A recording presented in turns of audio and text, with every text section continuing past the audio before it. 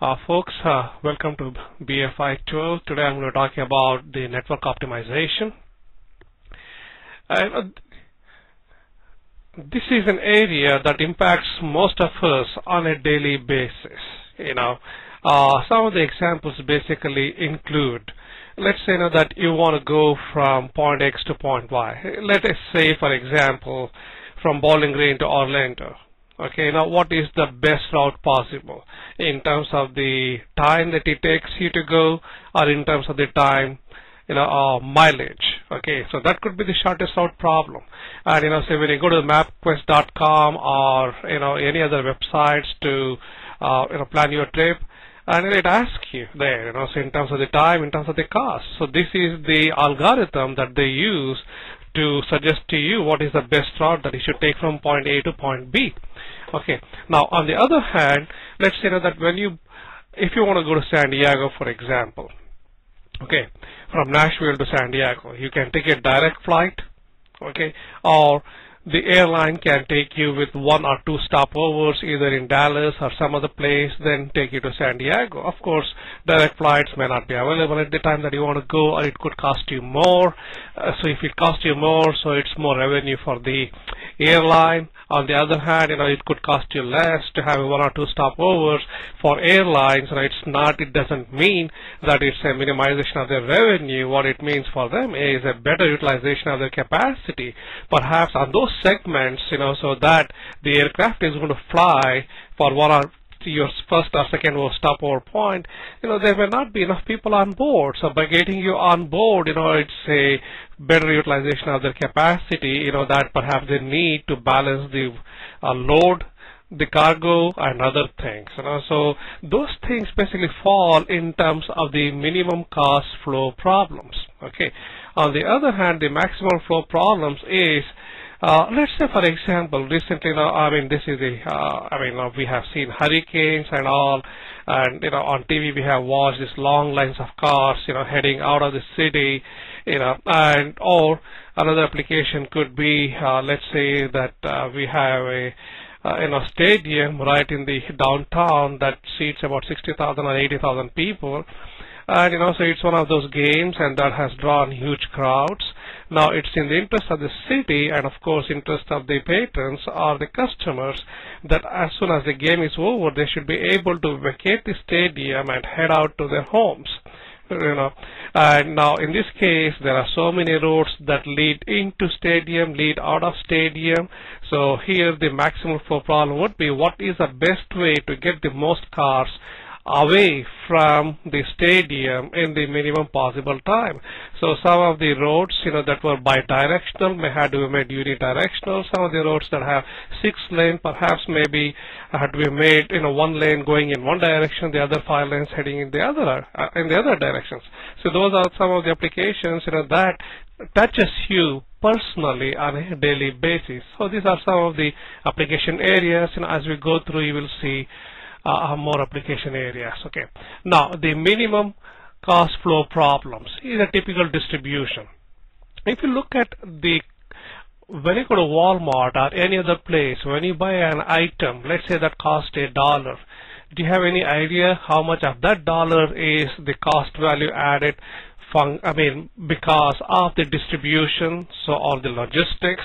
So logistics then would include the storage cost, the cost to move from point A to point B, or maybe an intermediate storage point like a distribution center. But nonetheless, about 25 to 35 cents of that $1 is because of this. So that's why, you do see a lot of companies, are partnering with the logistics providers such as UPS, FedEx, and all, in not only managing their inventory but also taking their consignments and combining those consignments with others, so that the truck or the train, so that goes full capacity, so the cost would be distributed over many units, hence driving the distribution cost down. See, these are some of the partnering that you are nowadays seeing, in reality, and you saw those advertisements on the TV as well. So that's part of the supply chain network. Okay.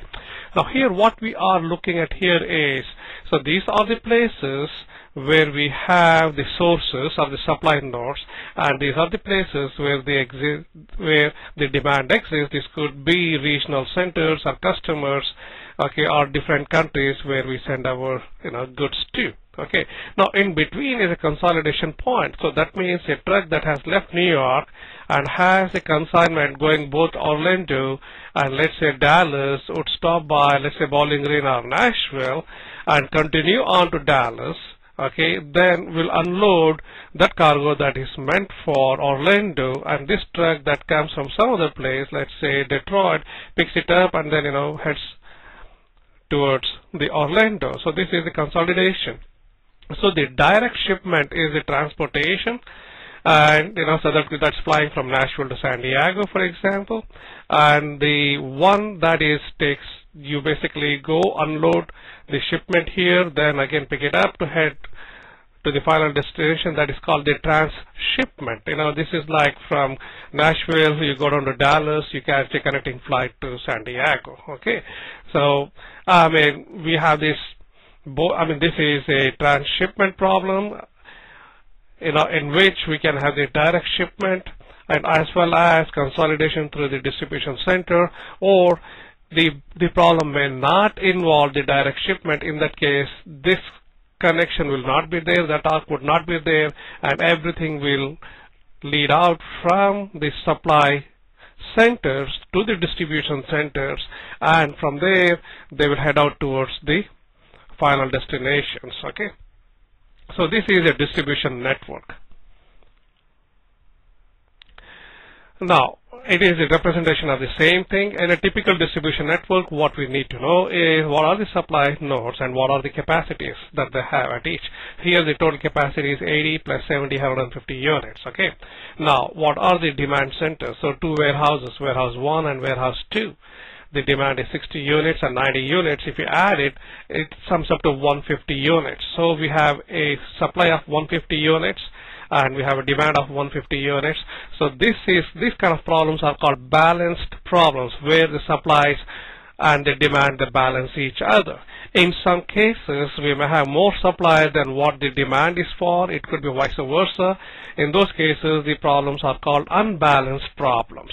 Suppose in situations where we have the supplies exceed the demand, then our decision would be where to hold back those extra units as inventories, whether in facility 1 or facility 2, or distribute them in some way, in an optimal way. We want to find out what is the best way where to hold those inventories back, okay, in terms of the holistic approach in minimizing the total cost of the system. Okay.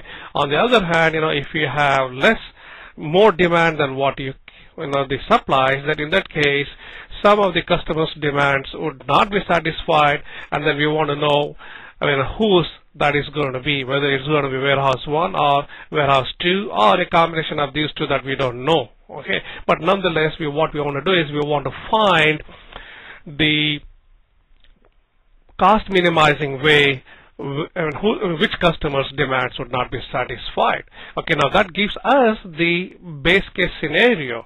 If the management were to go and then change, no, we really can't let this customer have fewer units than what's demanded, we can do with that customer, then certainly the costs are going to go up, and that becomes the premium that you pay to satisfy this particular customer. Okay, now on the other hand,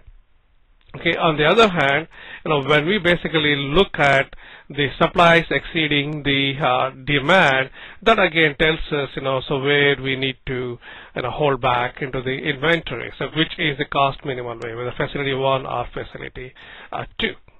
Okay.